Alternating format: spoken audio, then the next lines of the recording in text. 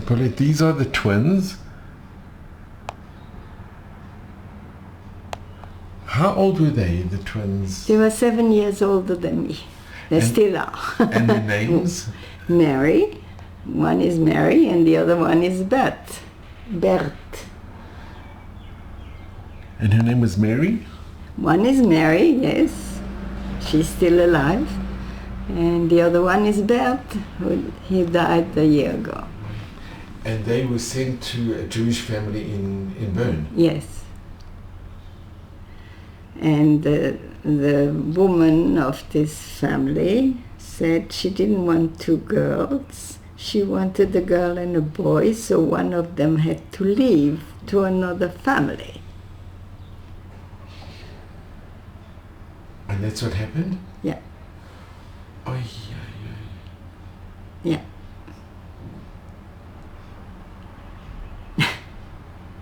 And all her life, I was with Mary, all her life, she thought, why did she choose my sister and not me?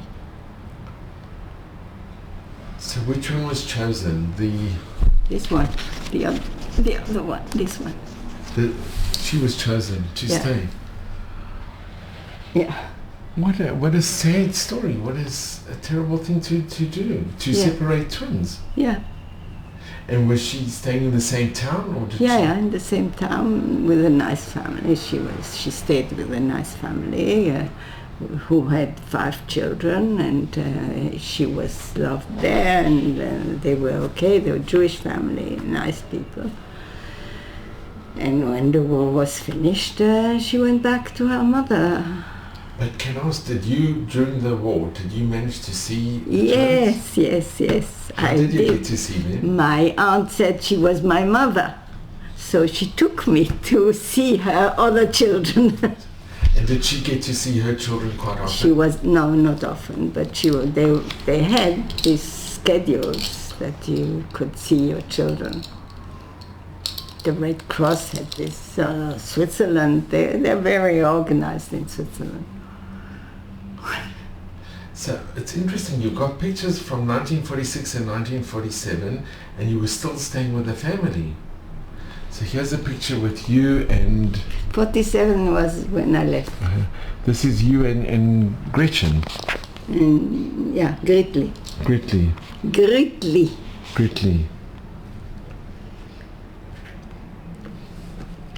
And this is in 47, you were dressed up as a nurse.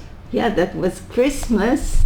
I was given a nurse,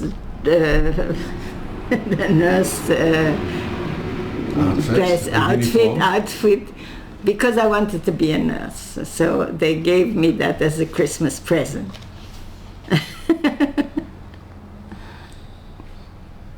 And you were 7 years old. Yeah. So can I ask, when the war ended, in 45, yes. How come you didn't go back to your grandparents or to your aunt? Well, my grandparents, my grandmother died in Switzerland. She was sick and she died. And until everything was organized, she was buried in Zurich and in 45. And she knew that all her children were safe, that she knew. And I also went to visit her before she died in hospital. And so it took a while. Then the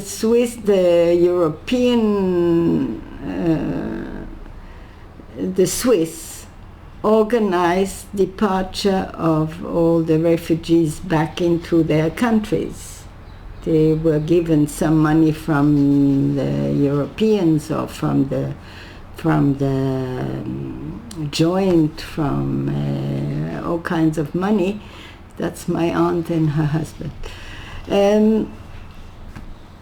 So it took a while. It had to be organized, and all these people had to go back to from where they came, but they didn't have anything. I know when I came in 47 to Belgium, they still had very little crockery and they didn't have anything, just anything. Paulette, we're going to just show the pictures. This is your aunt. Which one? That's my aunt and her husband when they were engaged. And you have, these pictures are so special. This is with the family. The family. The boys, the brothers of my, not all of them. The one in Israel is not in the picture. The one who stayed with the Maccabia. He worked as a worker at the port of Tel Aviv. I came to visit him. And Paulette, the picture below. Which one? That's Mary. Yeah. She was, Mary came back to her mother and my uncle there's an uncle there, my uncle Jack. That's my uncle. Yitzhak, Jack. He was living in America and he came to visit his sister after the war. He was the one who sent money for the burial of my grandmother because he was in America. I have the letters that my grandfather asked for money. He sent $100 from America. So in those days it was a lot of money. Yeah, and he needed to my grandfather, my aunt. She's your grandfather.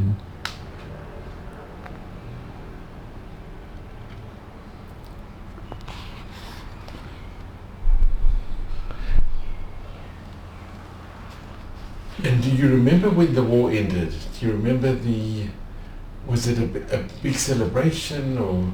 No, I don't remember anything like. I only know about the war during the war. In the father of the Brückels, the family, they had like I have here, but they have another room also, but they had the table and then a little salon, yeah, with a settee and some chairs. And on the wall was a big piece of glass, and behind the glass was the geography of the earth. So that when the radio was there, well, there only was a radio, and the radio was saying things about it's done here and it happens here, and so he showed on the yeah, that's me and my aunt in Belgium after the war. In Belgium. Can you tell us what happened when you heard that your mother was coming to visit you? That she survived? How were your feelings when you It heard? was like expectation, but not the. Let's see what happens. Who told you that your mother had survived? My war mother. And then she sent that. I didn't remember her. Why does she look so good? To ask me. That's a good question because she's just been she released from Auschwitz. Auschwitz. The Joint sent lots of money to Paris and said that all the women who came out of the concentration camps should be treated by cosmeticians in Paris and put them back to be women. And my mother was and I even know what cosmeticians. There was the Caritas sisters. They had a big cosmetic salon, and my mother was there. They made her blonde, they made her hair, they did whatever needed to be done, and she was given a beautiful dress, a nice dress. That was all the joint. That's what the joint asked, that all the women who came out of concentration, first of all, they all went to sanatoriums. First of all, they had psychologists, psychiatrists, and they stayed. They gave them food slowly, and then they were sent to Paris to be redone. And that's why I got the picture only, not in 45. I got the picture in 46. And this is the original picture? Yeah. But I didn't remember her at all. At all. You didn't have memories? Or? No. They said, that's your mother. I said, okay, it's my mother. And did you look and see there's a resemblance? No. I thought, well, let's see what's going to be. Were you excited? No, I was a bit afraid. Because of the unknown? Yeah. I was afraid. I was afraid because somehow I was afraid I was losing my war mother's love. She was giving me back, but she didn't want to give me back either, so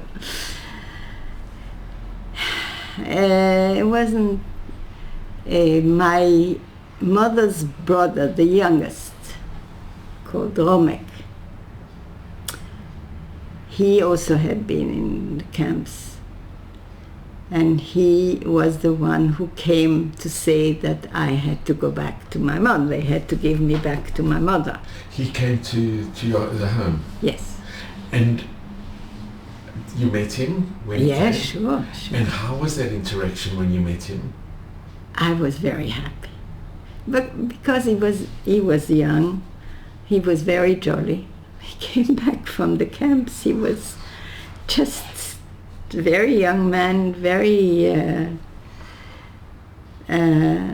and very sure that's what it has to be. She's going back, and her mother needs her, and that's it. Well, my war family, for them it was not easy either, because I had been part of the family. But they knew I was going back. And when he told the story, how he told them, the family, the Swiss family, that he came to say that I had to go back to my mother, he said it was like somebody died. They were so sad. He said, yeah, they had next to the living room, they had another salon, a big salon, and they went in there and they talked. I wasn't part of it. But he said it was like Yom Kippur for them, he said. And nobody said to me anything. They just said he was the brother of my mother. He was the younger brother of my mother. He was the youngest. And I was very happy because I had a real uncle. I was very happy that he came. And he was loving towards you? Yeah, so I went into his room. He got a room in the flat. It was a big flat. Everybody got a room. I went into his room and I said to him, can you teach me a song? A Jewish song? So I said, yes, why not? And he taught me.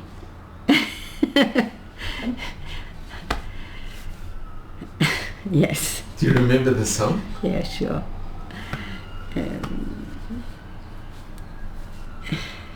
Well, can I ask you, what was the song? It was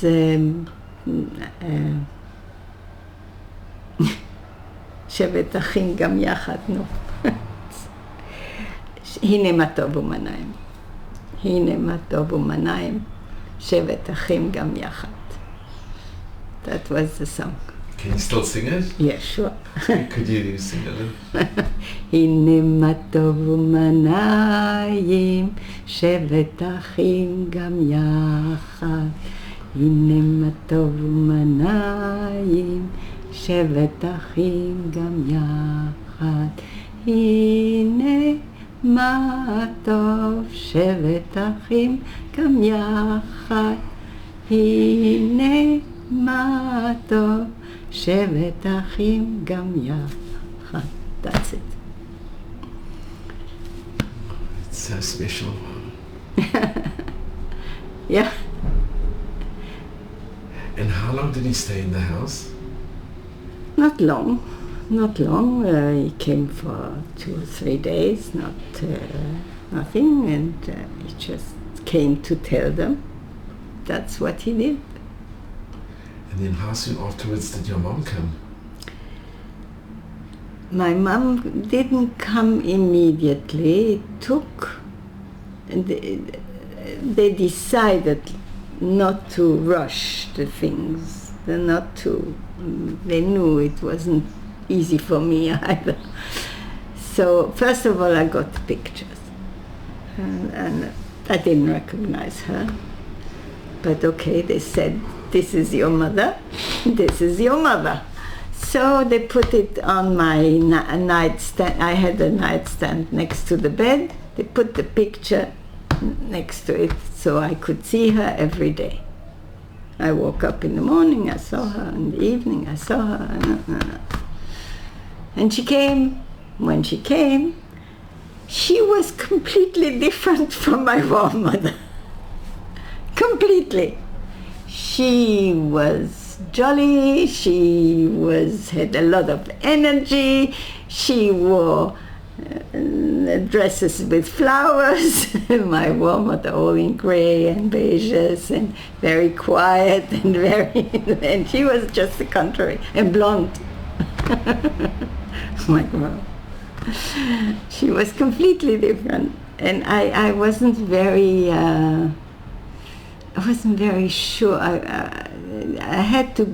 She was my mother. I knew she was my mother, and I belonged to her. But it was not easy to belong to her. No, it wasn't. And I have to ask you, when you first saw her, how was that emotional? What do you remember of your first encounter?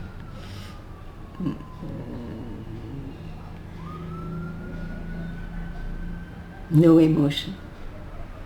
Did she hug you or hold you? Oh yeah, she hugged me very strong. And But I hated. Was she crying or was No, my mother wasn't. And were you crying? No. She hugged me like this. No, she was like that. But were you excited when you heard that she's coming? I don't know if I was excited. They made me look as if I wasn't excited. I didn't know where I was, what was going to be. It wasn't, it was like moving me from everything. And what was the first thing your mother said to you? Nothing. She just took me. No, she didn't. And then she said, it was lunch, and my aunt was very religious. She hadn't eaten anything. My mother, everything was on the table. It was okay. And then she said, I don't know who said that we should go to take a picture, photography together. Yeah. That's and this is the day that you met? Yeah. Did your mother come by herself or with you? her? Yeah, by herself.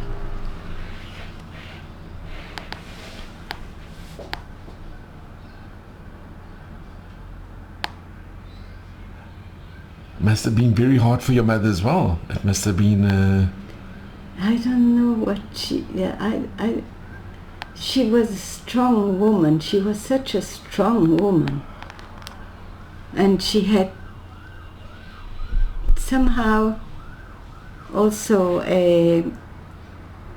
everything, it was an excuse, it's not a good word, for her that nothing could be as bad as what she had endured. And so there was no crying, and there was no sentiments, and there was no putzi-mutzi. It was all strong, violent, not violent, but strong. So this woman during the war, who was all sentiments, all loving, all, and she was just the contrary. She was full of energy, and I understand she was 29. She wanted life. She wanted it all back. They had taken it from her, and so she wanted it all back. Me too. She wanted, yes, that belongs to me, I want that, and it's me, it's for me, and I want it, and life is for me, and I don't, they took it away from me, I want it all back. And that was not an excuse, it was it was how she felt. And I understand, as a grown woman, I understand what it means when you're 29, you were in hell, and they took away whatever you had, and now you have to do it again. You have to find your life again. Yeah. These are the pictures that of your parents. So yes. she had all these memories of yeah. what they took from her. Yes. And she was so young. She was very young. That's my uncle and aunt with me in Lyon. They had a boy in Switzerland. They also made it to Switzerland. This is here in 1940. Yeah. And when your mother came, how long did she stay? Or she didn't stay long. First of all, they all knew that they knew that it wasn't easy. The situation wasn't easy for anybody. So it went slowly. And besides that, my mother had already, she knew my father was not coming back, and so she met a man in the sanatorium where she was sent, very nice man, and they decided, he knew that she had a child, and he also had been in concentration camps, and he was a very nice man. And so decided to get married. Was this after she met you, or she got married before she met you? No, she got married afterwards. Afterwards, when I came to Belgium, when I left Cour, and I came to Belgium. So after that first meeting, when did your mother come back? First of all, can I ask you, after your mother was there, how long did she stay on the first visit? Not long, maybe a week, maybe. And did you get closer to each other, or did you speak a lot to each other? It was a relief when she left. I never said that to anybody, but it was. Could you speak to each other, or was it? Yeah, I knew what I had to do. I knew how I had to behave, and I did. But inside, it wasn't that. I knew what was right, because this woman, during when she educated me in that way, that I knew what was right and I had to do it the right way. And there was I knew that was it, that was my life. Was your mother very loving towards you when you met her, when she came back? My mother was very strong and very wild. She was, everything was very strong. There was no putzi-mutzi, it was... Did you sleep with each other? No. Or did you... No. Did she kiss you a lot? Was she very... Oh yeah, she took me and she... But not... It was so different. It was so different. But I knew she was mine, I was hers. I mean, no question. There was no question. And maybe because of that, I was maybe, and I think about it, I was maybe very critical, because I expected more from her, or to be what I expected, or I compared, which wasn't right. I knew it wasn't right, but that it was impossible. Even though I was a small child, I was only 7. But it was difficult. It was very difficult. And she wasn't an easy person to be with, as it is. She wasn't. But I know that I belonged to... And the thing is that I always knew to whom I belonged, even though I loved this other family, but I belonged there, not there. And well, you have to chew that. So how long did you stay with the family before you... I came to Antwerp for Pesach 47. Pesach 47. And when... So this picture was taken... Before, just before. It was just before, because this was on the 17th of April. The picture was taken. And maybe then it's 47. 47, because I was 7 when I got into school. Pesach, and I went to school in autumn 47. Yeah, so this was in 17th of April. Yeah, it was before Pesach. I was first Pesach with my grandfather in Antwerp. And there was 2 Pesach. And I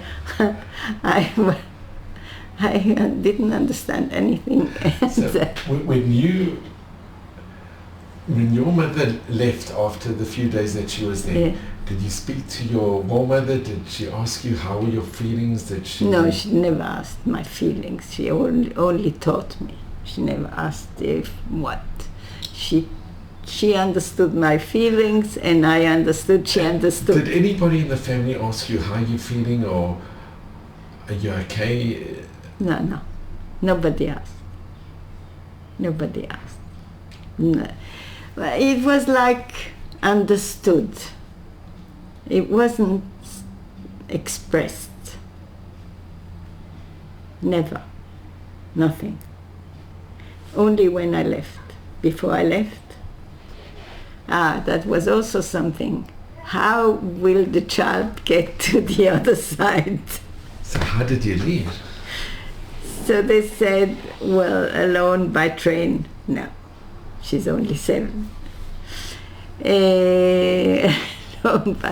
Alone,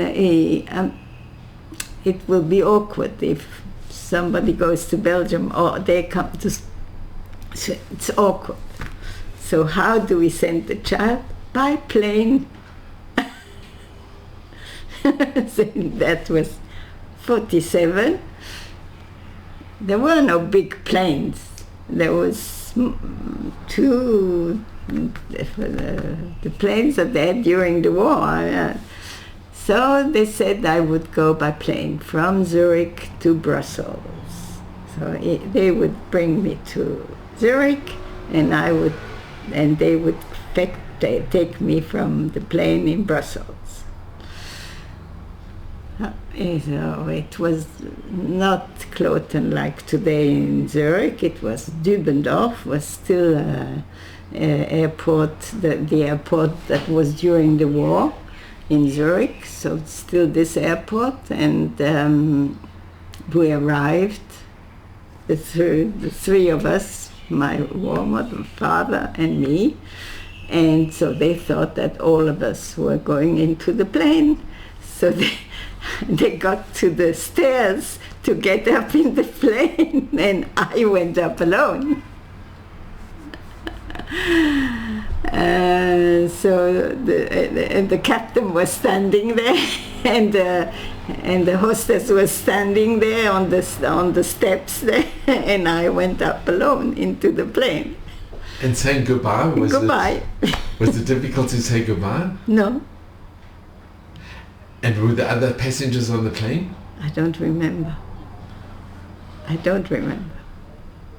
But I remember getting to Brussels, and then, no, they said you will, before they told me that there was a hostess who will take care of you, don't be afraid, you'll go alone.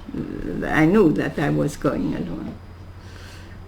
And then in Brussels, they were waiting for me. So. And your mother was there at the airport? My mother and my uncle, the one that I knew that had come to Cork.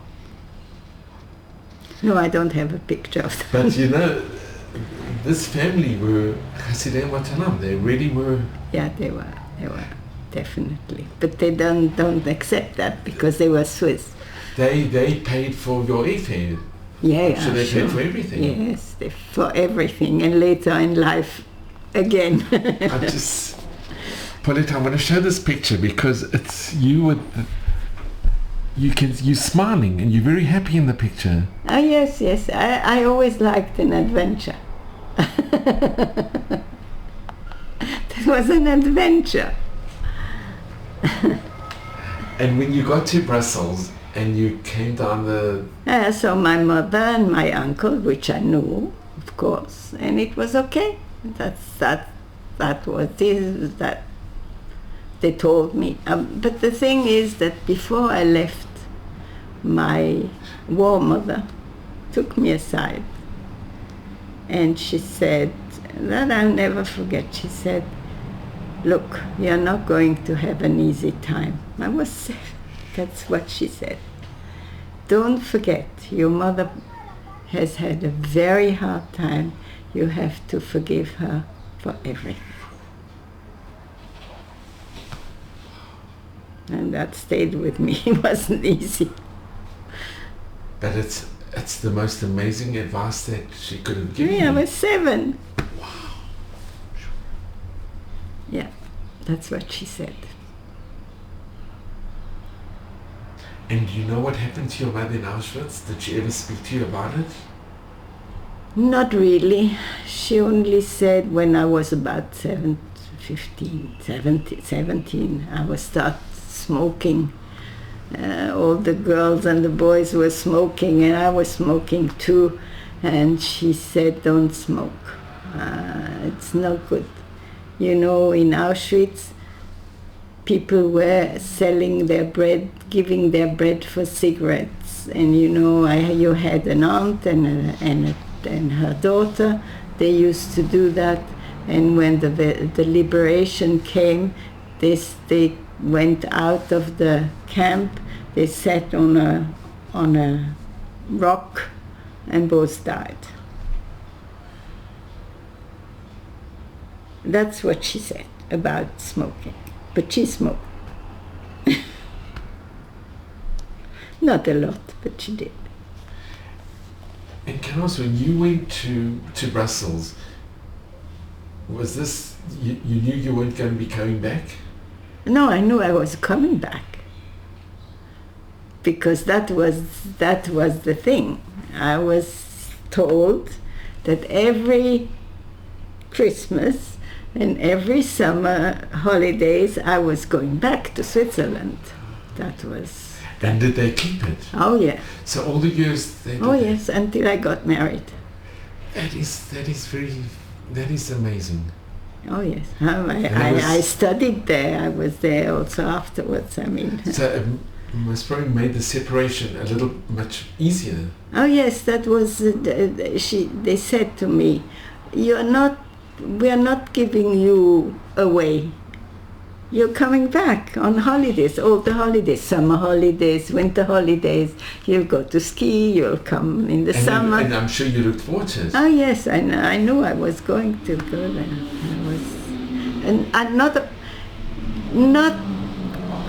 It wasn't constant, because once I got to be more Jewish and maybe religious, it started to become a problem. Because how can I? My life is complicated. How do I Shabbat and kashrut and it was very difficult. I loved them the same way, but it was difficult. And the father didn't like it at all, because I wasn't eating meat anymore at all. And he was quite angry that I made this separation. Oh, he liked me the same way. There was no problem, but still, it wasn't. And then my mother decided, no Shomer HaTzair for you. You are going to Bnei Akiva. Why? Shomer HaTzair, they all go to kibbutz. I don't want you to go to kibbutz. Bnei Akiva, they don't so much. And what do you remember of the Pesach? Oh, it was very different. So when you got to Brussels, yeah, it's about an hour journey to Antwerp. Yes, Did you go yes. straight to Antwerp? Yes, yes. And your mother, did she already have an apartment, or? No. We stayed with my grandfather, my aunt, and my uncle, and the family was together in an apartment. In Antwerp? In Antwerp, yeah. My mother wasn't married yet. She was just before, and then she had to tell me. It's also quite a traumatic thing to tell her. She had to tell me, and I somehow accepted it, but I always thought, and for many years, and if my father didn't die, maybe he is in Russia somewhere, and he comes back and she's married. Many years. Did they know for sure that he had died? Or? Yes. You could get that in Paris. There's a place where you had to go when they had all the... Otherwise your mother couldn't get remarried? No, of course not. But I, as a child. And he was a wonderful man, my second father. He was like a father. He was a wonderful man.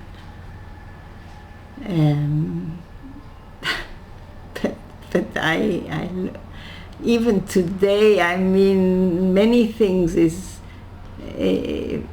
finding out about my father and how he was and what he was and my grandfather, and these are part, you don't change that.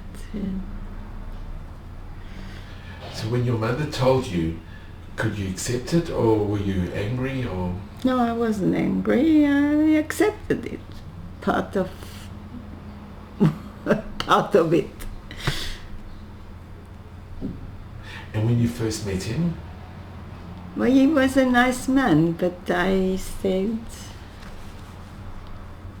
he wanted to be more as a father, but I never let him. And did he have children from his... No, he had been in camps, and his wife had been taken when he was at the Valdiv, in Paris. There was a day that they took all the Jews, and she was taken then, and he wasn't home. So he tried to get her out, but didn't. For him it was also difficult. He didn't have any children, and when my mother died in Belgium, he came to live with us in Israel. I never left him there. And your parents, they never had children together? They couldn't. They wanted. They couldn't. My mother had been with Mengele. That was that. Did your mother speak about Auschwitz? No, never. Yeah, sometimes, but not. No, just as if I knew. She used to imply that I knew. So if she said something, I could make up the rest, but I never could because she never told. And could you ever ask her? I asked her once for a number, what it was. And she said it's a phone number. Because I forget.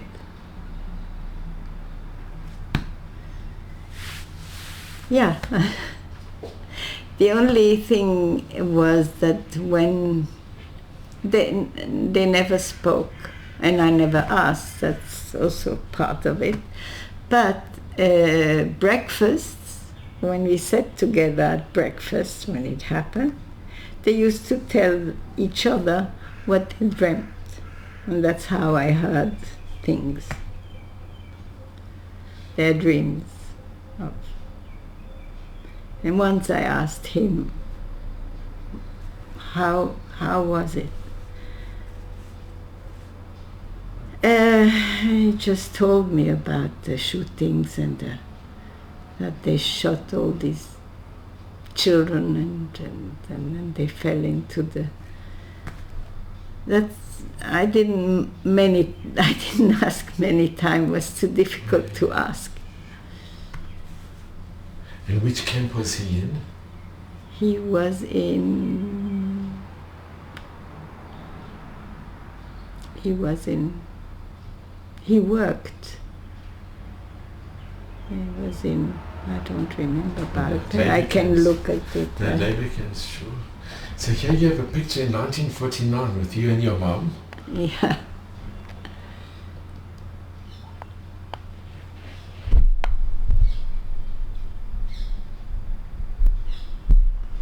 And did you go to the wedding?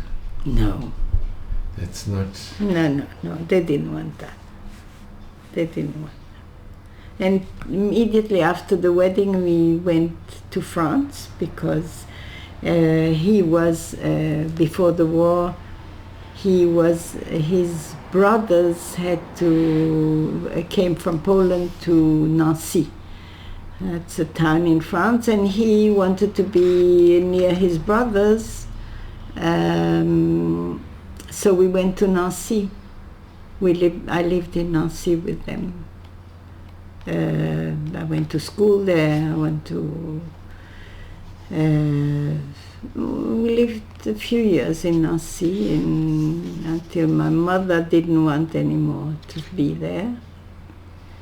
And they made this error to come back to... Yeah, that's in Nancy. That's just after their wedding, maybe a year, maybe during that year. Oh, they were very much in love. I hated it. They kissed in the middle of the street. How dare they? He was a big Zionist everything about Israel and everything, and then the communists, oy vavoy, the communists. And yeah, And that's his brothers, that's him and his brothers, yeah.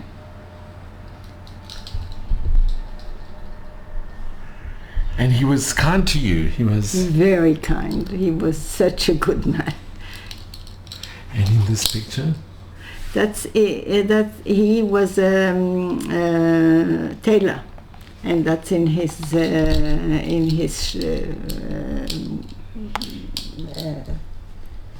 atelier, in his where he worked. Where he worked. And this picture? That's my 10th birthday. I'm in the middle. My mother made it a big thing. And in France, where you were staying, did you go to the school that you went to? I went to the Lycée Jeanne d'Arc. We lived, it was difficult to find apartments or places to stay, so my second father, found a place in a street that was people who were workers, all kinds, not a fancy thing. And we lived in that street, and a few houses from where we lived was a school, a primary school. And my mother, no way, she's not going there to school. She's going to a lycée. She's going to more, better. Not the worker school. No. She's going. So I went to Lycée Jeanne d'Arc. I was 7. The children in France go to school 6, when they're 6. I was more than 7, and they put me I never went to school, so they put me in first grade. Of course, I didn't know how to write or read or anything. My mother was very angry. Why? She's 7. She should be in another. And she made such a fuss. They put me 2 classes higher. I didn't know to write, read, anything. I didn't know French. I spoke German. So every day I remember coming home and repeating the words that I understood in school and putting it into my head, and that's how I learned French. And then so she had some students who came to help me with homework. So slowly I was coming to it, and I was in school, and my mother thought I was very intelligent. So when she felt that her father was still living in Belgium, and her sister and her brother, when she felt that she had to see her family, she took me out of school and we went to Belgium. She's so intelligent, she'll catch up. So it wasn't so easy, no. And in the school, were there other Jewish children? I didn't know. There was the daughter of the rabbi from Nancy, Rav Morali. His daughter was in class with me. I didn't even know her, and I knew her name maybe. Were they friendly to you, the other children, or? Well, it was regular. I had children who lived in the same way I got home by foot, and that was that. I didn't make friends. I felt different, and did they know that you were Jewish, or it wasn't an issue? No, it wasn't an issue, because in the Lycée Jeanne d'Arc you had lessons with the rabbi, like the others had with the the priest, Jewish children had lessons with the rabbi. And the rabbi's daughter didn't want to befriend you? Or I didn't invite you? go to that lessons from the rabbi because my mother said we were Polish and that was French. So I never went to those lessons, so I never knew that the daughter of the rabbi. No, we are Polish, we are Ashkenazi. Yeah, as if she was religious, nothing. And we didn't even eat kosher in Nancy because there was no kosher meat. There was nothing. It was after the war. And then my mother's sister, she was religious, and my grandfather, and she was very, she was more, her sister was more than her mother. My mother's sister. She was elder and she looked after her. And she was very religious, and she said, if you want me to come and visit, the house must be kosher. I'm not coming. And then everything was out, everything was made kosher, and the meat came from Metz, which was a town not far away. They sent it by car, and I had to go and fetch the meat and the whole thing. So there's a picture here with your mother and your. Did you call him? What did you call your mother's husband? Papa. Papa.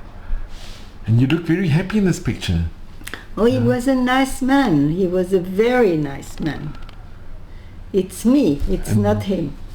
And it looked a very nice town that you were staying in. Yeah, it's a lovely town.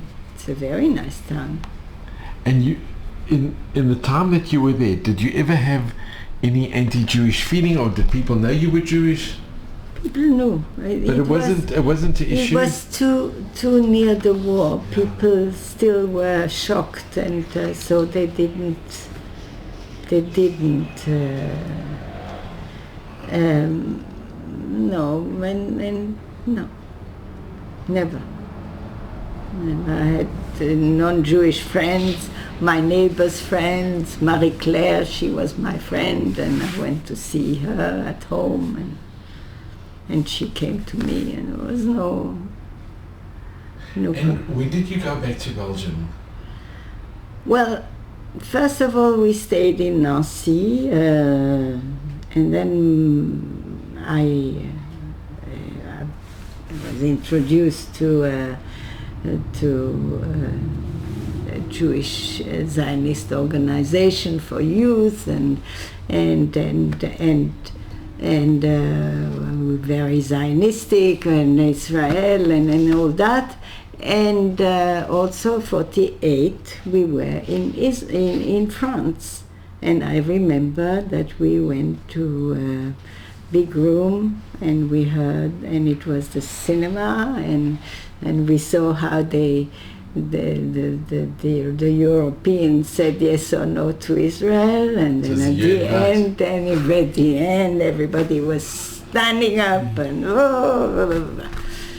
yeah, that's 48.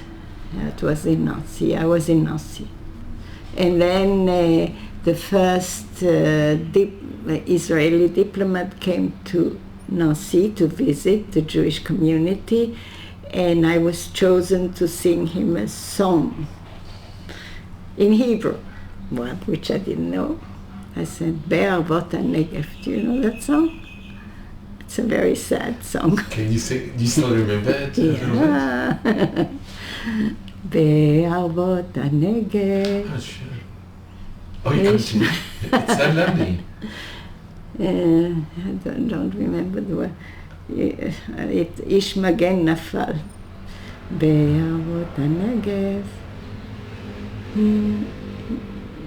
מתנוצץ הטל בערבות הנגב, איש מגן נפל.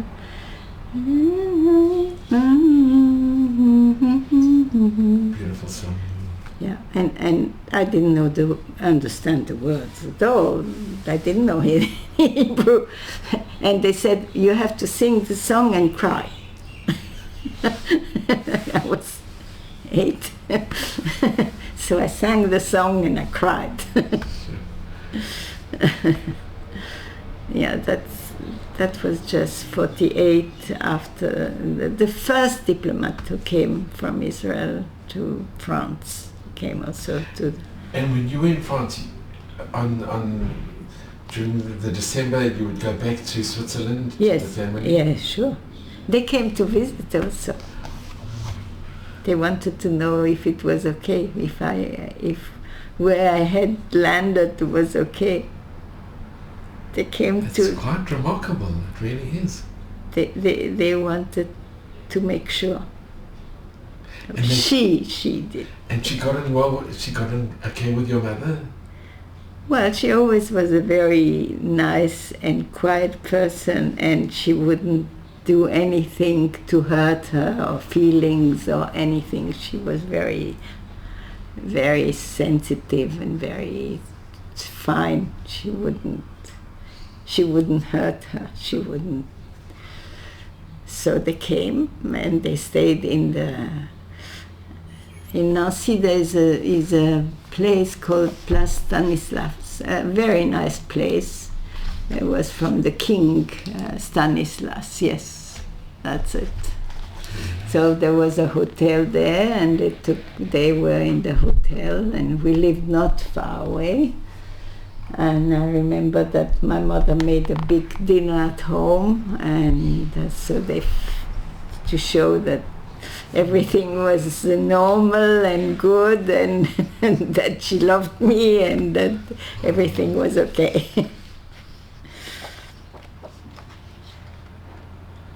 Yeah.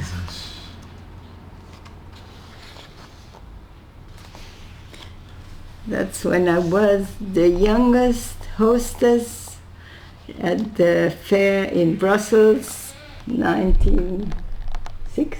When was it? The world. In 58. 58, yeah. That was the World Fair in Brussels, and I was the youngest hostess. And in this picture in 54? That's Bnei Akiva, Lag BaOmer in Brussels. All the Tnuot Noah were in Lag BaOmer together, and I was in Bnei Akiva then. And when you went back to Belgium, did you stay in Antwerp or did you go to Brussels? When I stayed, no, that's only because of Lag BaOmer. We were all in Brussels. All the Tnuot Noah. But you were staying in Antwerp? In Antwerp, yeah. When did you go back to Antwerp? I was 11, so it was 51. And did you have an apartment with your parents? No, first I lived with my aunt, because my mother decided it was finished.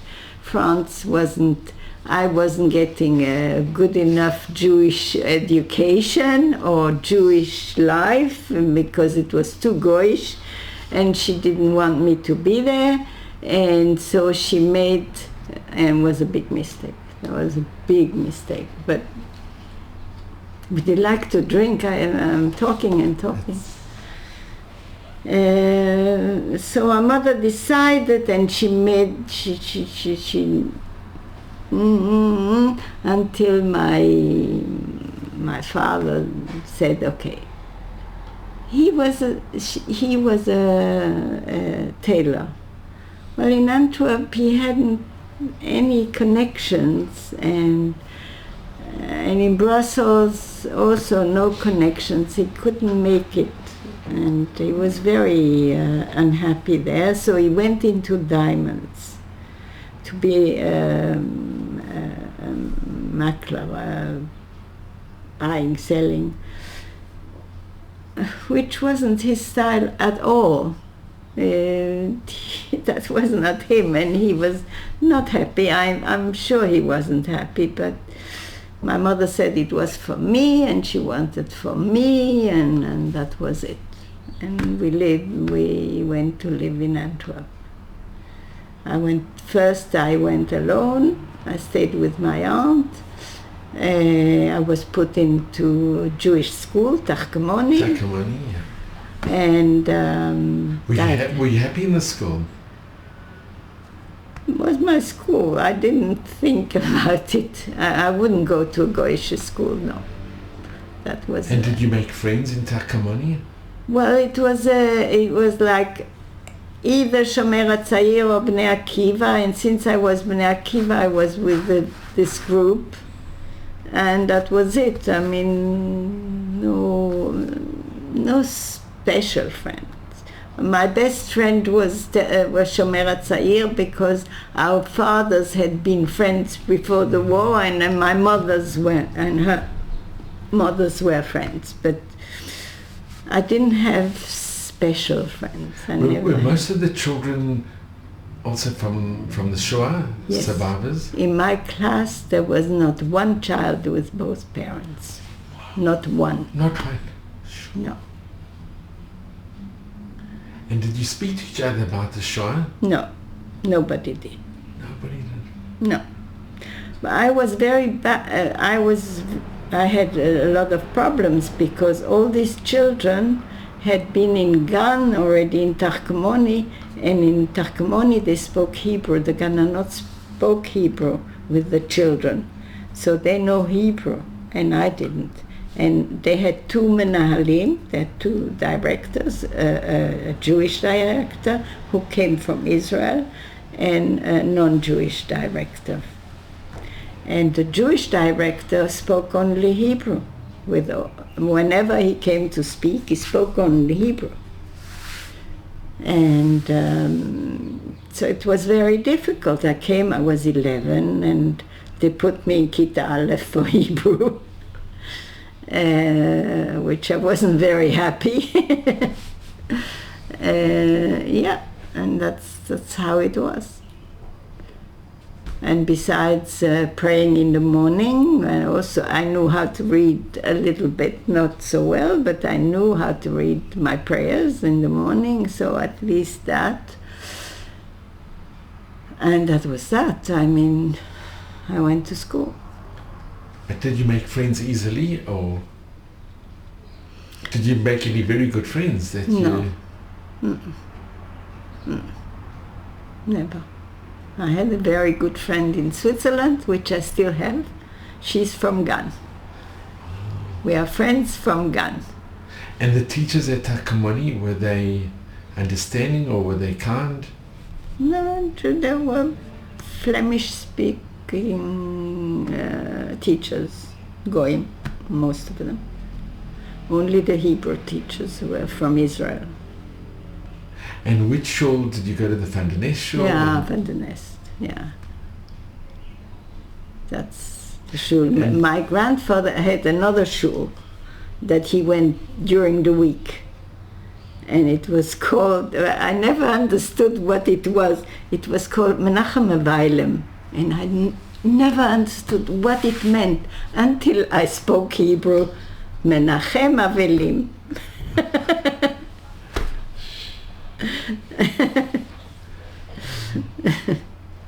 Yes, my grandfather went there during the week, and I don't know, he had a place in the Van der Nestlai, but he was also going there. And do you remember any of the Rabbonim, any of the rabbis or the Chazanim? No, Rav Medalia was the Rav when I was there, and Rav, no. No. But were you happy in Antwerp? Oh yeah, I liked it. I liked it because it was my identity. I could be me. That was my identity, that I was belonging. The school and the Bnei Akiva, and it was a world that I belonged to, and I didn't have to look for something. And when your mother came with her husband, did they had an apartment? Yes. We lived in a place called Berchem. There is, what's her name? I don't remember her name. She lives in Jerusalem, lived nearby. Yeah, we lived there. It was a Did very you simple. Did you know the Ringer family? Yeah, Ringer. They lived there. The Ringer lived there. And the one that lives now in Jerusalem, her sister, they were both in Yesodei Torah. They weren't in Tarkamoni, they were more religious. I remember the two of them. They were like the creme de la creme. It's Rachel and Annika. Yeah. But they didn't look at me.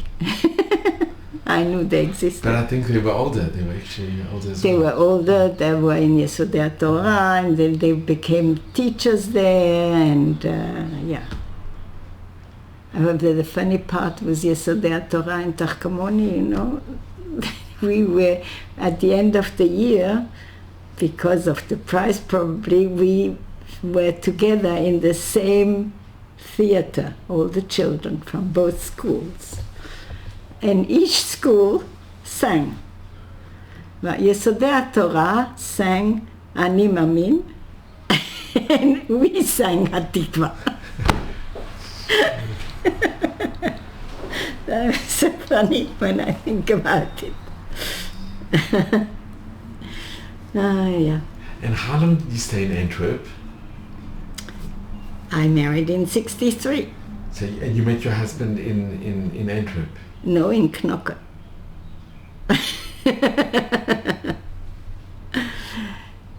I stayed in Antwerp till 60. I married in 1963. I met my husband on Shavuot 1962. Yeah.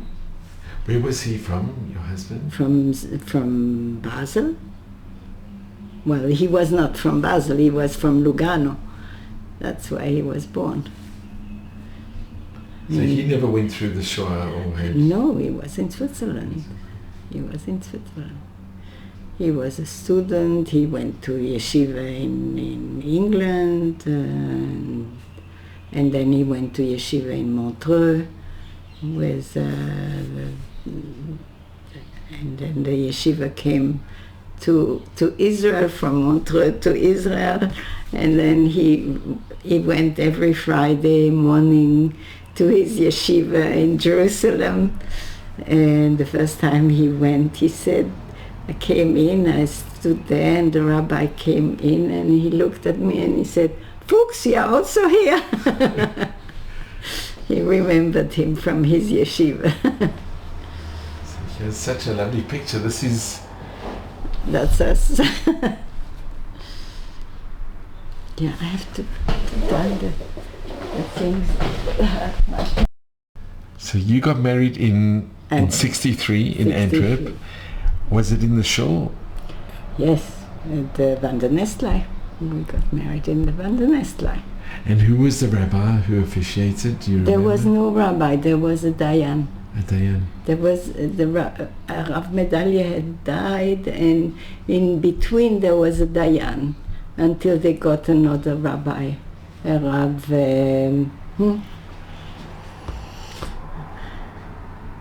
Forget names. And in the picture, What? this is such a My lovely parent, my mother and my stepfather and most of my husband's parents.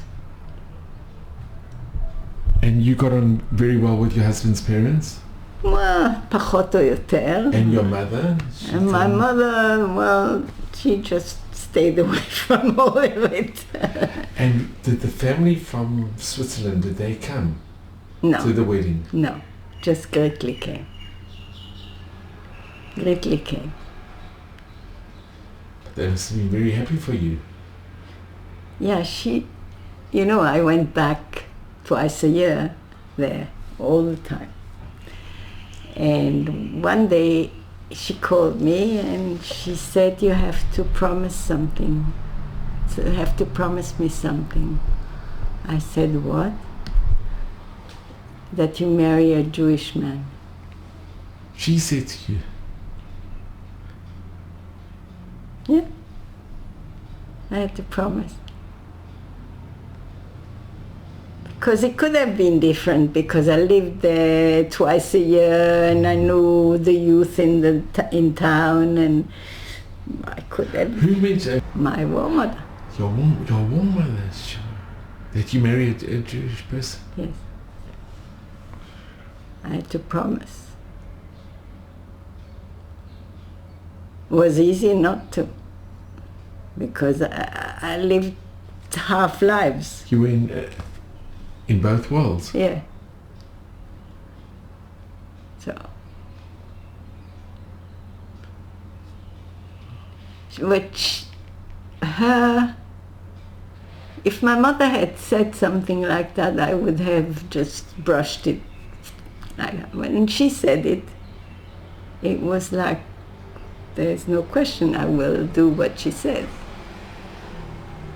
And you promised her? Yeah, sure. And how did your husband get on with her? Oh, very well. Do you know, Fuchs is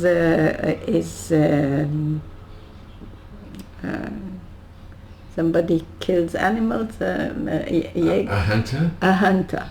Fuchs is a hunter. No, Fuchs is a fox. And the fox generally goes into the farm and takes chickens or Gans. Yeah. Gans is the gander. Yeah. So when we decided we were going to get married, I took my husband to Cour because I wanted them to know him.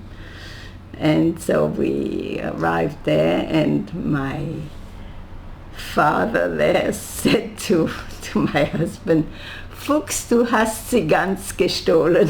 Sure, yeah. He was, yeah. He went down to his cellar, took up a special wine. No, he was very happy for me. He thought it was right. And you invited them for the wedding? Yes, I did, but they wouldn't come. No, they kept it all separate. When I was there with them, which was easier. Maybe they felt that they didn't want to interfere, or that this is... Do you know, when I was married a year. And I used to go every Christmas to Cour. And I thought to myself, what do I do now? I'm married, Jewish man. How can I go to Christmas? How can I tell them that I'm not coming? Then I got a phone call from my war mother, Martha, and she said, you're not coming on Christmas. No question, no, she just told me.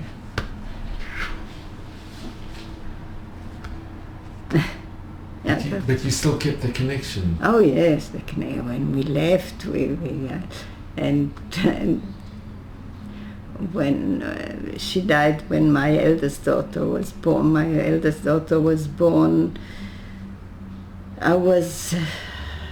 she was a few months when she died. But when I was pregnant, they came to Montreux on holidays, and the whole family was laughing and said, well, generally they go to Italy or to other places. Yeah, Paulette is in Lausanne, so they go to Montreux.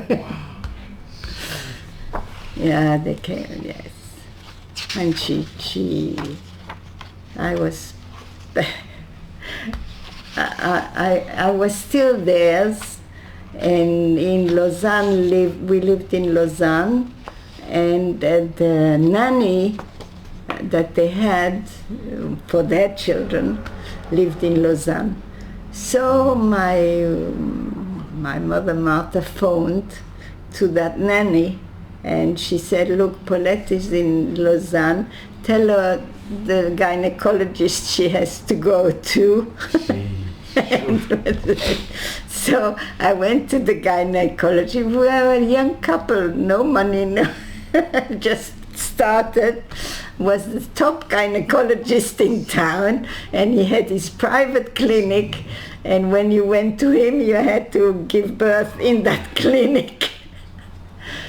But it all because I was there.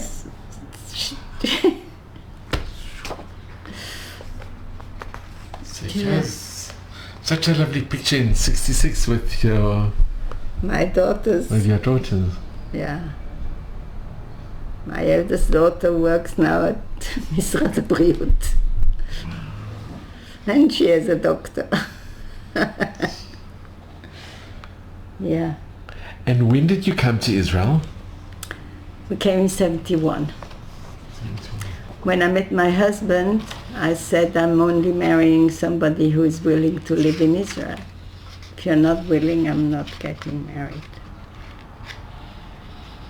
And this was because of Bnei Akiva or from your family? My stepfather was very Zionistic. He was a young man when my mother married, and he was still fighting with the communists on the street, and oy vavoy, and they were against Israel. And he was very much involved, and took me. There were films about Israel once a month in Nancy, and then on Sunday morning. So it took me there, all these films from the Sochnut that came, and so we were. And I was in a Zionistic organization, Dror, even in France I was, and he was. That was it. I mean, there was no question, for me, was no question that I would live in Israel, because my father's family, that's part of my father's story, lived in Israel. All his brothers had made Aliyah, besides the one that was taken by the Germans. They made Aliyah, and they were in Kibbutz Ein HaChoresh. They were part of the building of the kibbutz. Wow. And so this part of me was very sure. I came to Israel the first time on Machaneh Avodah with Bnei Akiva. And the only thing I wanted is to visit my father's family. And so when we had free, I went to visit my family in Ein HaChoresh. Well, Ein HaChoresh is from Shomer HaTzair, yeah. And my auntie and my father's brother and sister, they didn't know what to do with the food, because I couldn't eat in the Chadar Ochel, so they brought me the food into the Cheder. And their father had been a shochet, I mean, they knew. But I loved it. I loved it so much. When I came to the kibbutz, when I was on my way, there was a place where you had to get down from the bus and then hitchhike. Mm-hmm. And I stood there on the road, and I hitchhiked everybody, and suddenly came a tender, and this guy on the tender said, "Ausübel, come up." And I looked at him. What's that? I don't know this guy. How does he know my name? What's going on? He said, I said to him, "Well, how do you know me?" He said, "Oh, you look like your auntie." Unbelievable. Yeah. So I got to Ein Achoresh on the tender, and I met all my family, my aunt, and you connected very immediately, and I wouldn't leave. The problem was kashrut and datiyut and what to do on Shabbat. And they knew. I mean, there was no problem. They knew I wasn't going to. So, and I wouldn't leave. I wouldn't go back to Belgium. I was 15. I wouldn't go back to Belgium. But I had to. I came on Machaneh Avodah with Bnei Akiva on a boat, and I had to go back with everybody else on the boat. So I said goodbye. I went to Haifa, and I missed the boat. Purposely? Or? Yeah, sure. So I went back to the kibbutz. They didn't know what to do with me. They really didn't know what to do with me. On the other hand, they didn't want to send me away. They were... And so the psychology worked. You can't do that to your mother, and until I agreed. So I went back, but I wouldn't. And I said I will live here. And then I was sure I will live in Israel for definitely, because here I'm home. This week I had to tell my grandson why I came. He didn't understand. He said to me, "You came because of Yerushalayim." I said, "No, I didn't come because of Yerushalayim. Yerushalayim, I love Yerushalayim, it's part of Israel and it's part of me, beseder. No, I came because I belong here and nowhere else. That's the only reason. I don't belong anywhere else. And I will not go any place other than here." And your mother came to join? She came to visit. She said it was too difficult. She couldn't. My stepfather would have, but no. Was it difficult to say goodbye to your mother? Because it would mean that... No, my mother said goodbye. When I got married, I went to Switzerland. So I wasn't living with my mother anymore, and we still were. My mother felt very much,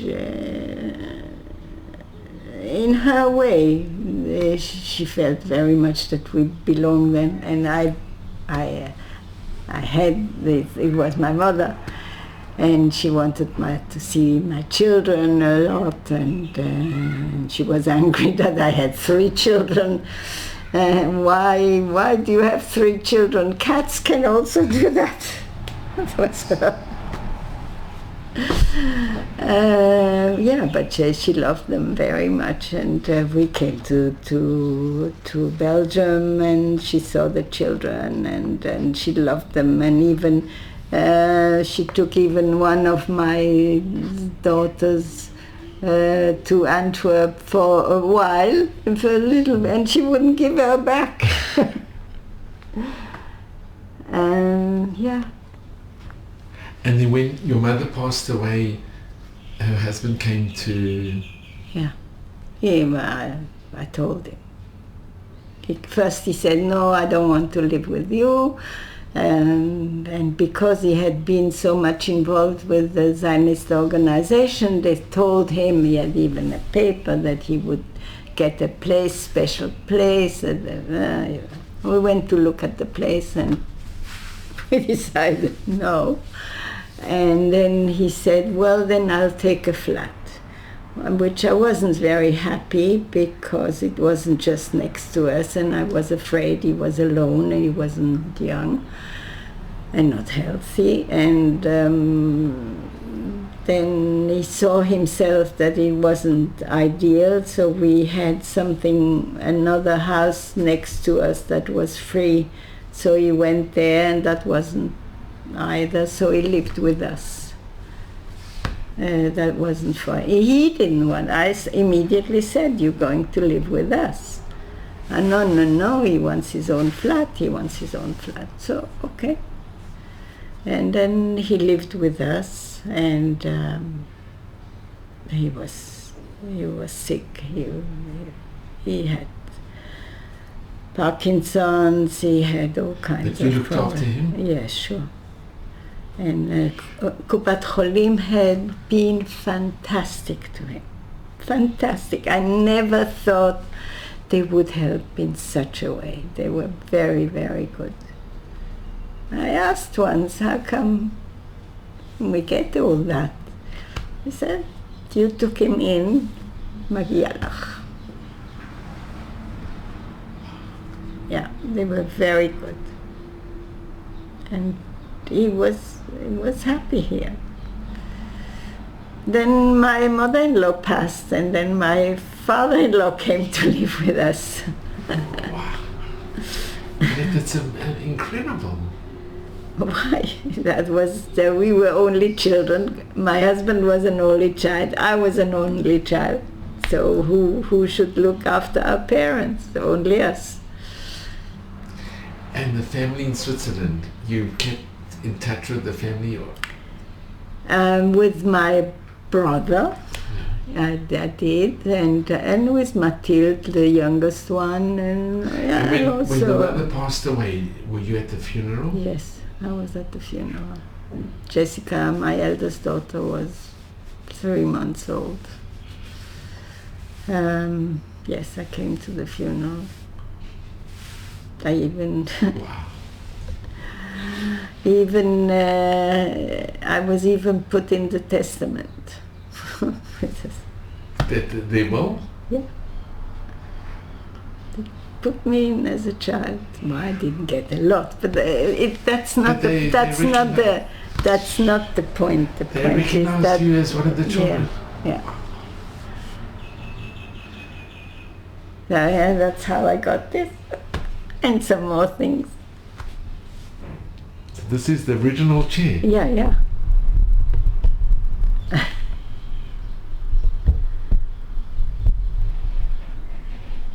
Paulette, it's just your life is just it's a bit different.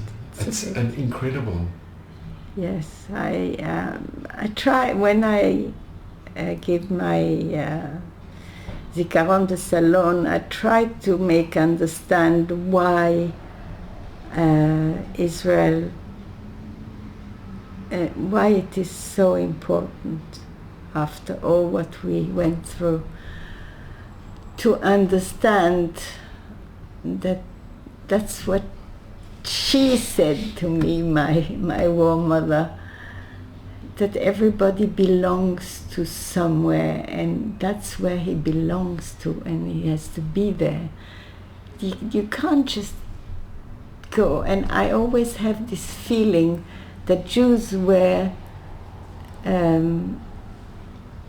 like guests in other places, and they overstood their time. Like a guest can be a little bit, and you're a friend and you're a guest. After a while, the people in the place don't like to have guests too long, and that's what we did. We were too long. Okay, we didn't have anything. We didn't have anything. No place to go, but still, that's what happened. You never became. They say in France. They say Rashi is a French philosopher, belongs to France. He wrote French. True, he wrote French and not Latin. His ideas he gave in French, and he felt very French. True, but he didn't belong there. He doesn't belong there. Belongs here. And I wanted my girls to learn Arabic. That was my biggest wish. They didn't do it, because I think we should speak the language of our neighbors. and we don't. In Europe, Jews speak many languages, speak Italian, French, German, and here they don't speak Arabic, which isn't right. There are some schools where they do teach it, and it's very they don't teach. They teach literature. They don't teach the daily language. Paulette, I have to ask. You've already given such a beautiful message, but is there something that you can add for the future generations? What message do you impart? Not to think that elsewhere it's better. It's never better elsewhere. It's here.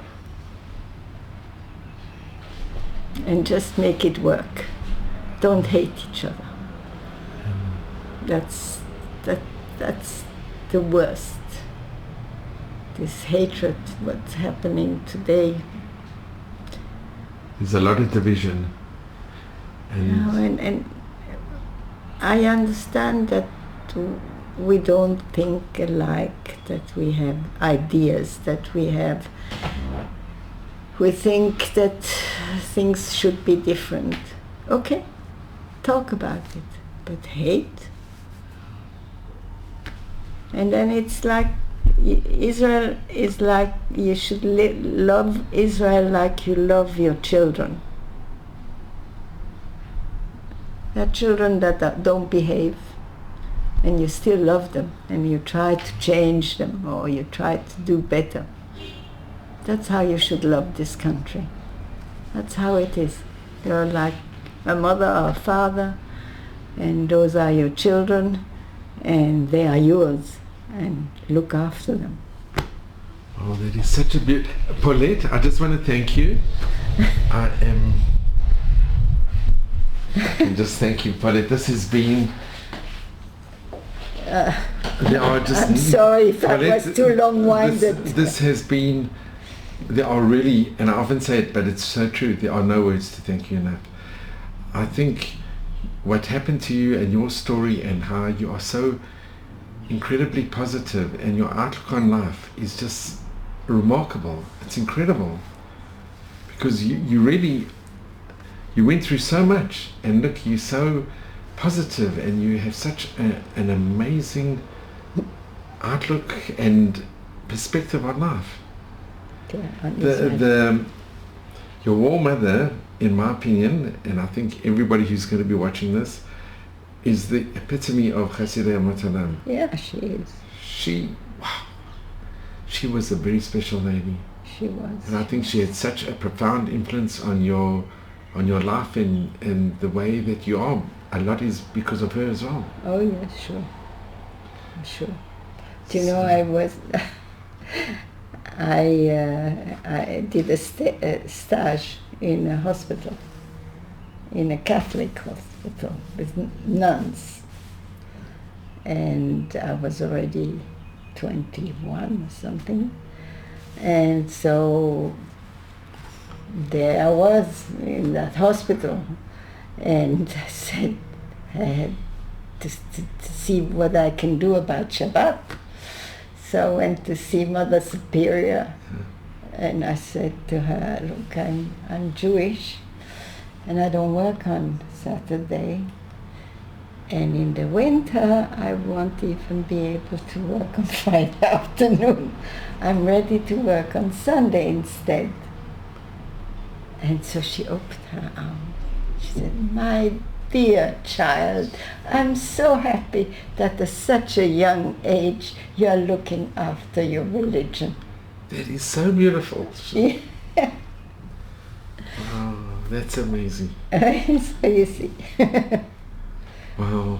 Well, I cannot thank you enough. She was special. Paulette, really, you are amazing. You should just have mazel bracha.